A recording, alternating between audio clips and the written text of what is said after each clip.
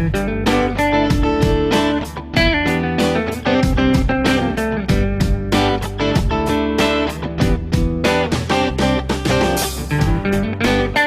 to the Working While Homeschooling podcast. Our mission is to help homeschooling parents make money, maybe even have a career, while continuing to homeschool and without losing their sanity. My name is Julie. I am your host and the resident career coach for WorkingWhileHomeschooling.com. I want to thank you all for joining us here for Season 4. Today's episode is our belated Welcome to Season 4 episode. But first, a brief announcement. The 2022 calendar planner pages are designed to help you take control of your time so that you can organize your life and live it to its fullest potential. These downloadable pages are fully loaded with extras such as goals and brainstorming pages, inspiration trackers, a vision board, more trackers for projects, habits, and finances, and more. Designed to complement my Working Goals journal as well as my Setting Goals and Actually Achieving Them course, these calendar planner pages are perfect if you are ready to organize your way to career clarity and success. So yes, that's right. Welcome to Season 4 of the Working While Homeschooling podcast. Finally, I know some of you have been wondering if I was taking a permanent hiatus, and I wasn't. I was just procrastinating, to be honest. Let's face it. Really, the reason I started late with the podcast is I've just been fighting this huge mental block. Some of it's been a creative block. Some of it has been a motivational block. Some of it has just been a mental funk.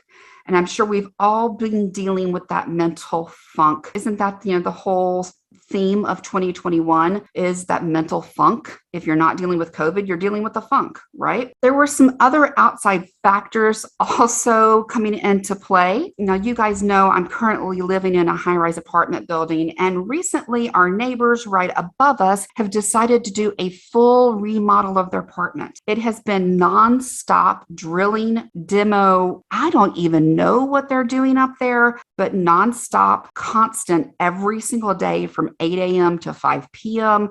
for the past 2 months. Sometimes it's been so loud, guys, you couldn't even hear yourself think. There was no way I could record when all of that was going on. And frankly, by the time they stopped, my brain was so numb by all that noise, I just couldn't think. So I've been waiting for them to finish, thinking, okay, tomorrow will be a better day. It won't be as loud, and the next day would be worse. So 2 months, guys, of just nonstop, insane noise.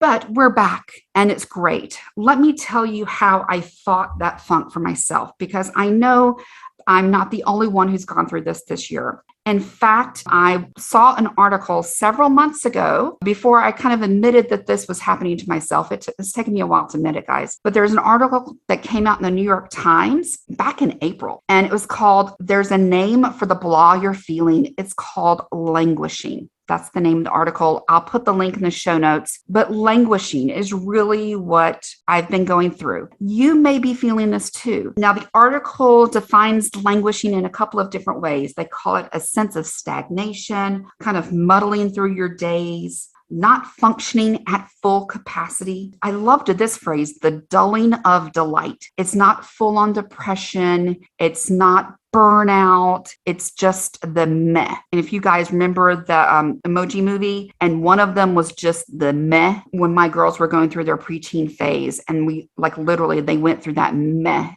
phase, and where everything was like, meh, whatever, whatever. And it's kind of that preteen thing. And I've really been feeling that. And so I'm sure some of you guys have been as well. But I loved how they called it the dulling of delight. You weren't miserable, but your delights were dull. We are all feeling it. If you're not feeling complete burnout, you may be feeling the languishing. And I think that's where I was. They have several ideas I'll share with you in a moment about how to fight this or how to combat it, how to kind of rise up out of this. But I want to share with you what worked for me. There's another article on WebMD that talked about fighting malaise, the malaise of COVID and the malaise of this experience. And we're not talking about people who actually had COVID. It's the rest of us who are kind of fighting this COVID experience. They call it a malaise. Exact same thing, really. One of the quotes in this article basically said, she'd actually gone to a therapist about this, and they basically decided it was the lack of control. There's so much around us in our world, like neighbors upstairs who decide to demo their apartment for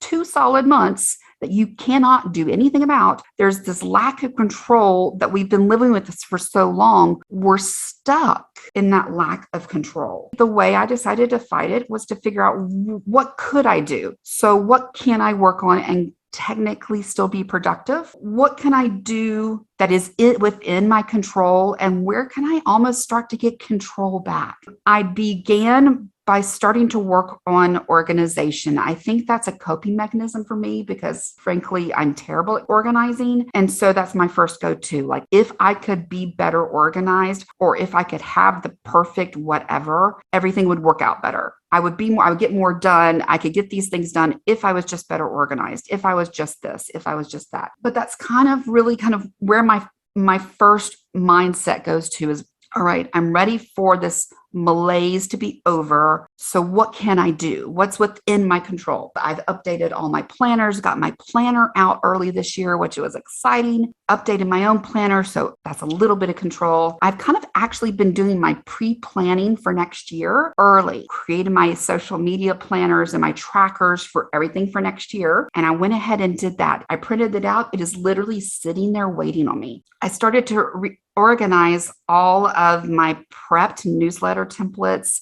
in my little program that I used to send out my newsletters, and kind of fixed all that because it was an utter and complete and total mess. So I fixed all that and kind of updated my little trackers and got it all set. So January is going to be easy. Yay. Then I kind of got through all of that and kind of finished updating my social media, as I like to call it, on my to-do list. Literally, the only thing left was my podcast. Looking back on these 3 seasons, they were great, but I kind of felt like everything needed a refresh. So I spent probably far too much time picking out new music to be my intro and exits and blurbs. Really probably obsessed about that far too long. I got stuck on that because I was like, I just need the perfect piece and I need the perfect this. Then when I finally made myself kind of check that off and get that done, I moved into updating my new intros and exits. So kind of what I say, kind of updating my plan of the different mini pieces that I need to add in and I want to kind of pre-do to make this year easier. Got stuck in that for quite a bit, to be honest, because I felt like I couldn't start the podcast without all the pieces, which is absolutely silly. So yes, I have been meaning to get this episode out for like 3 or 4 weeks now. And so I'm just making myself do it now because it's quiet. They are not doing demo above my head today, and we're just going for it. I broke everything down into little bitty pieces. My intros and exits, I need to make those quote unquote perfect.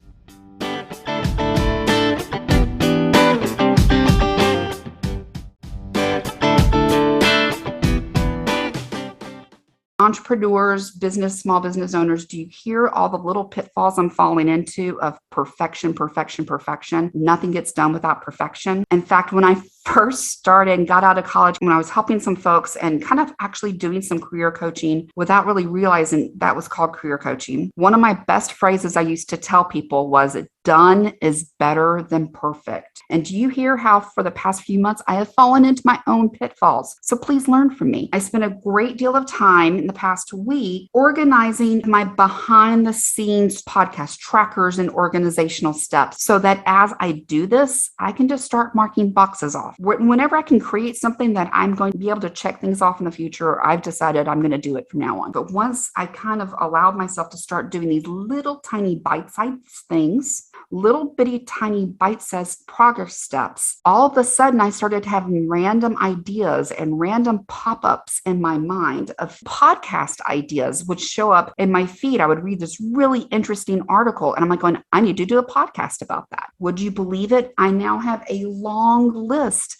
of podcast episode ideas I just need to complete now. So looking back at that New York Times article, the way they ended were some of the things that we could do to kind of help us with that languishing. They talk about this idea of the flow, getting into the flow.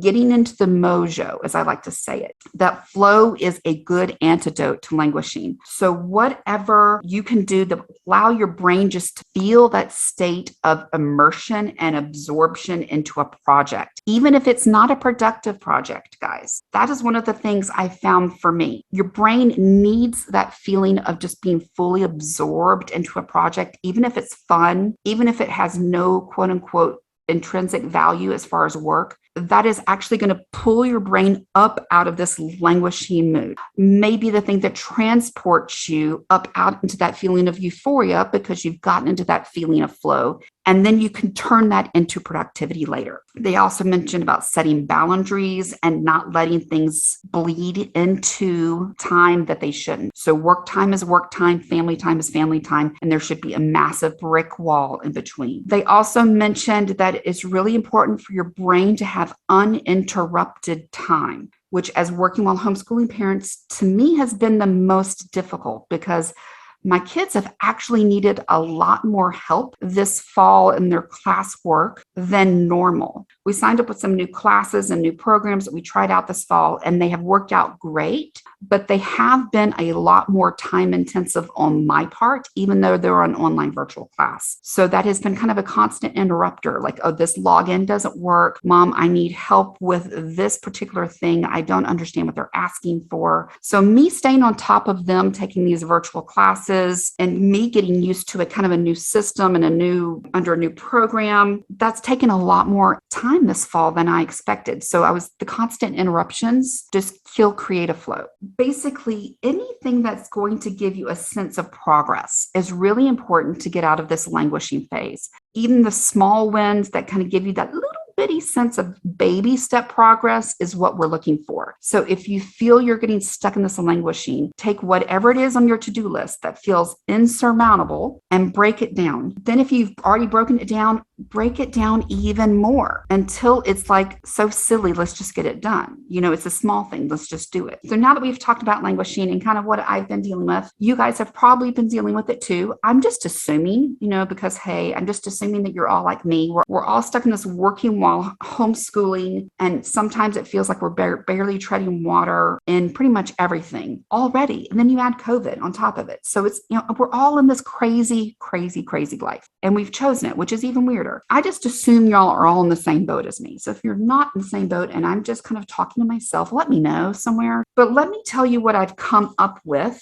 as far as our plan for the podcast for the season 4. I've been working really hard on stuff behind the scenes that you will probably never see, but I'm praying make my life easier. So the podcast hopefully feels a little bit new and fresher this season. You'll probably notice that there'll be new music, new little announcements inserted. Our intros and exits are slightly different and slightly updated. I have my wish list of interviews of people that I'm trying to get on the podcast. I would like to have more working while homeschooling parents interviewed on the podcast. Those seem to be some of my most popular episodes each year. And if that sounds like you, please let me know. You can email me. We'll try to get you scheduled. I've been collecting a brainstorming list of episode ideas as well that I'm going to intersperse throughout the guest interviews, hopefully. Now, some of those ideas are things about talking about some of the struggles this year that we as working while homeschooling parents deal with. And I'm going to maybe be working a lot more on kind of those small business owners,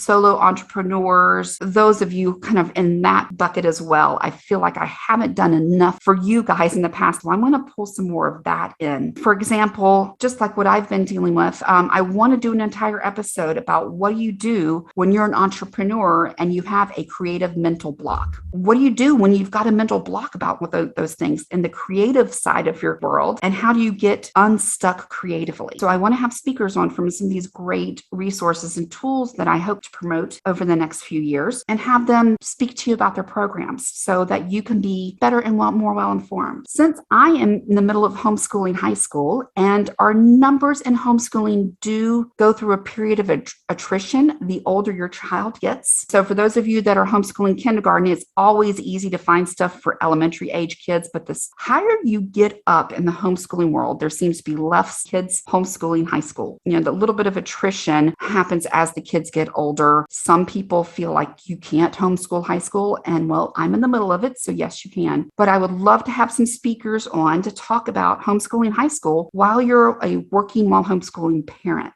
because frankly, I've been searching for that, and it just feels like there's a bit of a need out there. I have a list of ideas. I can't wait to get them started. Season 4 looks to be a really interesting season as far as my wish list and some of the upcoming episodes that I have planned. So I really look forward to you being here with us.